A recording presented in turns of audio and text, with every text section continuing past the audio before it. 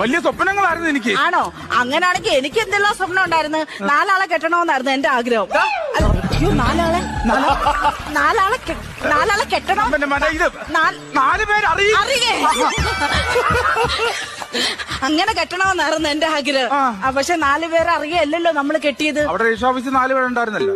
ഞാനും പിന്നെ രജിസ്ട്രാറും പിന്നെ അവിടെ 2 ഉദ്യോഗസ്ഥന്മാരും. 4 പേരുണ്ടായിരുന്നു. ഇതൊന്നും കാര്യമില്ല. ഇനിയിപ്പൊ നമുക്ക് ഒരുമിച്ച് ഞാന് ചെറിയൊരു ബിസിനസ് ഒക്കെ ഉണ്ട് ചേട്ടാ. ആണോ? എന്ത് ബിസിനസ്സാ? മറ്റേ എന്തോ അറിയാൻ മേലെങ്കിൽ പിന്നെ എന്തിനാ ഇങ്ങോട്ടിട്ടെന്ന് പറയാൻ ആണല്ലേ?